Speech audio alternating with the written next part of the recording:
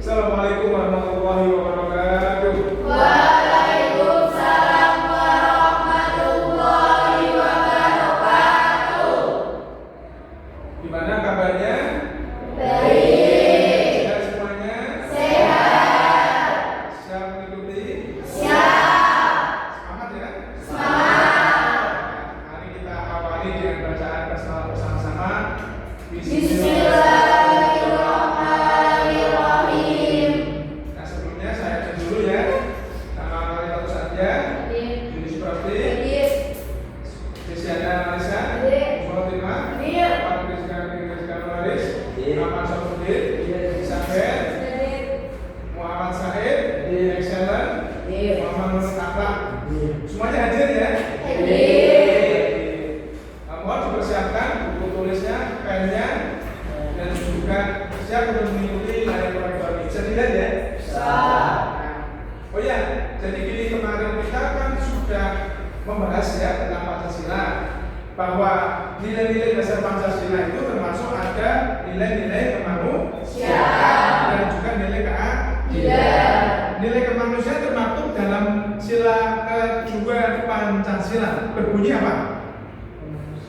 Manusia adil dan beradab.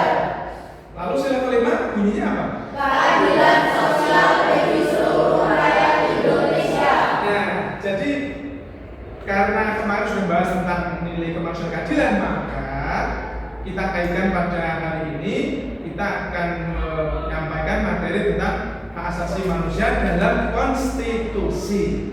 Nah, sebelumnya apakah saudara pernah mendengar apakah hak asasi manusia itu diatur dalam UUD 45? Apakah diatur? Apakah dijamin? Dan apakah ada pelanggaran? Ada tidak pelanggaran hak asasi manusia di Indonesia ini? Ada. Nah, semakin menarik nih kita lebih lanjut bahwa maksud dari pembelajaran ini atau tujuan pembelajaran ini adalah yang pertama, setiap Anda harus mampu memahami pengertian hak asasi manusia. Dan yang kedua, Anda harus mampu menyebutkan pasal-pasal dalam UUD 45 yang mengatur tentang hak asasi manusia. Kemudian yang ketiga, Anda harus mampu menganalisis kasus-kasus pelanggaran hukum dikaitkan dengan UUD 45 dan mencari solusinya. Nah, jadi begini, selanjutnya saya akan menyampaikan tentang pengertian hak asasi manusia. Adakah yang tahu pengertian hak asasi manusia itu? Pengertian hak asasi manusia adalah hak kodrat, hak dasar yang dimiliki oleh setiap diri manusia yang diberikan oleh Tuhan yang Maha Esa, yang tidak bisa dicabut oleh siapapun dan tidak bisa diberikan kepada siapapun, dan wajib dilindungi, wajib dijamin, dilindungi oleh negara dan juga dijunjung tinggi oleh hukum kita. Nah, itulah pengertian konstitusi.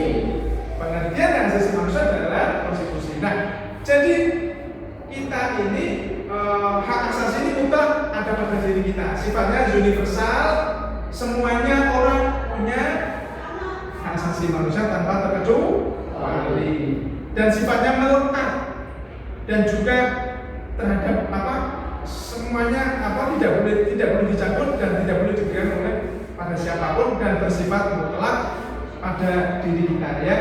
Nah, dan UUD 45, nah setelah di amandemen kedua itu mengatur tentang jaminan hak asasi manusia secara detail dalam pasal 28A sampai 28C. Jadi luar biasa ini pasal-pasalnya. Nah, pasal 28A di antara ini pasal 28A yang berbunyi hak hidup dan mempertahankan hidup. Intinya bahwa hak hidup setiap diri manusia itu dijunjung tinggi, dijamin oleh Undang-Undang Dasar kita. Berarti tidak boleh siapapun yang melanggar hak asasi manusia ini, termasuk mencabut nyawanya orang lain, tidak boleh. Nah, ini kasus-kasus pelanggaran HAM, contoh pembunuhan massal, pembunuhan orang yang dibunuh, berarti dia melanggar hak asasi manusia. Nggak boleh membunuh, nggak boleh ya. Nah seperti itu. Apalagi kalau di Palestina, luar biasa genosida ini, pembunuhan manusia secara massal ini, kejahatan, pelanggaran HAM berat. Nah kalau di Indonesia juga banyak ini pelanggaran HAM. Terus selanjutnya Pak, apa? Ini hak untuk beragama, berpendapat, berserikat. Termasuk kalau berpendapat di muka umum itu adalah hak asasi manusia. Tapi dikaitkan dengan kasus yang terjadi di Indonesia banyak sekali pelanggaran. Mahasiswa demo tapi di mahasiswa demo lalu dianiaya oleh aparat penegak hukum. Nah ini, jadi kan boleh berpendapat, nggak boleh dilarang, atau mengkritisi pemerintah, tapi ternyata malah dijebloskan ke penjara. Nah ini harus apa? Ini pelanggaran-pelanggaran yang luar biasa di negeri kita ini. Nah kemudian pelanggaran lagi apa? Ini kalau beragama banyak sekali ya, beragama mendirikan contoh, mendirikan tempat ibadah dilarang, pihak-pihak kelompok tertentu yang melarang. Isinya sudah lengkap tapi dilarang. Nah itu jadi masalah. Nah kemudian berikutnya bahwa kaitannya dengan asasi manusia, ini hasil penelitian ya. Hasil penelitian itu dari salah satu dosen hukum tata negara bahwa hak asasi manusia ini diatur di UUD 45 kita ini sudah sejajar dengan HAM internasional. Jadi ini sudah sesuai. Luar biasa hasil penelitian ini. Kemudian juga hasil PKM ya, PKM dari masyarakat itu juga memang menghasilkan sebuah penelitian termasuk sosialisasi tentang hak warga negara bermasyarakat. Nah ini juga hasilnya juga luar biasa. Artinya bahwa warga ini supaya mengetahui hak-hak konstitusionalnya ya, yang dijamin dan dilindungi oleh UUD 45. Nah seperti itu. Nah kemudian banyak sekali yang pelanggaran-pelanggaran di negara kita ini tentang asasi manusia. Nah sekarang ada yang bertanya tentang masalah asasi manusia. Ya silakan. Pak, berdasarkan negara dijamin dalam UUD 1945, kenapa masih ada pelarangan ibadah untuk kelompok tertentu di beberapa daerah? Nah pertanyaan cukup bagus. Secara konstitusi sudah dijamin diatur dalam UUD 45 ini. Jadi pasal 24E dan pasal 29 ini sudah kebebasan beragama kita sudah dijamin.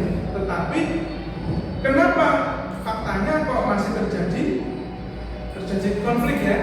Karena konflik individu, konflik sosial, tekanan sosial, dan negara tidak boleh kalah. Negara wajib menjunjung tinggi konstitusi. Konstitusi sudah mengatur kebebasan beragama, maka mendirikan tempat ibadah itu tidak boleh dilarang. Karena itu termasuk asasi manusia. Demikian. Kemudian siapa lagi bertanya? Apakah benar asasi manusia di Indonesia lewat garis kertas? Nah, terima kasih ya pertanyaan cukup bagus. Bahwa konstitusi kita sudah menjamin mengatur hak asasi manusia, pasalnya detail 28A sampai 28C sudah diatur detail. Namun pelaksanaannya lemah. Nah, seperti itu. Kalau lemah, maka negara tidak boleh diam. Jadi siapapun yang melakukan pelanggaran asasi manusia, ya memang harus diadili, ya diingatkan ya. Tidak boleh lemah, harus kuat. Negara harus kuat. Konstitusi karena konstitusi sudah dijamin oleh undang-undang dasar kita. Seperti itu ya. Berikutnya. Saya Pak. Silakan. Bagaimana tanggung jawab negara jika aparat malah melakukan pelanggaran HAM? Nah, kalau ada aparat penegak hukum yang melakukan pelanggaran HAM, maka wajib diusut tuntas dan wajib diadili tanpa pandang bulu siapapun itu. Tidak boleh dibagi-bagi siapapun itu. Wajib diusut dan diadili. Jadi negara harus berdiri kokoh karena ini taruhannya ini konstitusi. Jadi konstitusi harus dijalankan sesuai amanahnya rakyat. Demikian ya. Terima kasih ya. Nah, dari sekarang ini, jadi karena ini memang luar biasa pelanggaran pelanggaran hak asasi manusia, maka agama, dari cara sikap, cara pandang, berpraktek dalam agama, artinya bahwa kita dalam memahami dan mengamalkan ajaran agama tidak boleh ada semacam kayak radikal, ya paham kiri, atau mungkin ekstrim yang terlalu berlebihan, itu tidak boleh. Nah, termasuk dalam hal masalah toleransi. Nah, jadi moderasi beragama ini harus benar-benar menjaga empat prinsip. Empat prinsip itu dikaitkan dengan asasi manusia. Yang pertama, prinsip komitmen kebangsaan, bahwa kita harus benar-benar menjaga, sepakat menjaga Pancasila, menjaga Ud 45 agar konsisten dan konsekuen kita jalankan terkait dengan asasi manusia. Apalagi ini asasi manusia sudah dijamin, ya, dilindungi oleh Undang-Undang Dasar. Kemudian yang kedua, bahwa kaitannya asasi manusia, kita harus benar-benar tasawuf, menjaga toleransi antar umat beragama, supaya tidak terjadi konflik antar umat beragama atau antar suku, antar ras, budaya, apapun itu kita harus tetap satu tujuan. Dan Islam sejalan itu mengajarkan toleransi. Lakum dinukum waliyadin. Bagimu agamamu, bagiku agamaku. Nah, itulah ajaran Allah yang dalam Al-Quran itu. Maka harus dijalankan.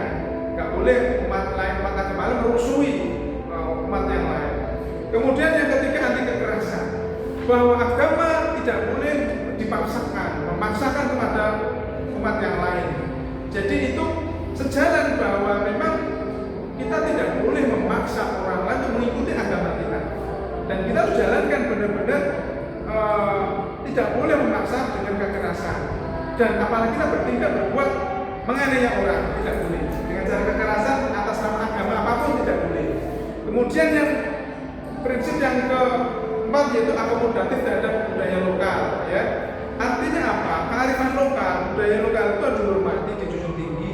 Jangan sampai itu sepanjang nilai-nilai budaya tersebut tidak bertentangan dengan ajaran agama, maka wajib diamalkan, wajib dilaksanakan, tidak harus bertentangan dengan agama, supaya seimbang. Nah, sebelumnya kita simpulkan, ya, sebelum kita akhiri, bahwa dapat kita simpulkan dari materi ini bahwa pengertian asasi manusia itu harus benar-benar dipahami, tidak hanya sekedar teks, tapi juga diimplementasikan, diamalkan dalam kehidupan kita sehari-hari bermasyarakat, berbangsa dan bernegara.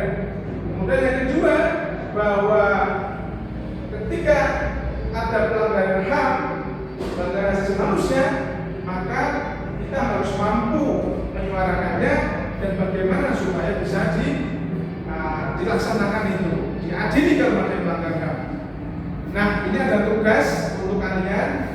Silahkan nanti ini Anda silahkan ambil kasus-kasus pelanggaran HAM, ya, secara pribadi, secara individu, ambil kasus-kasus pelanggaran HAM, lalu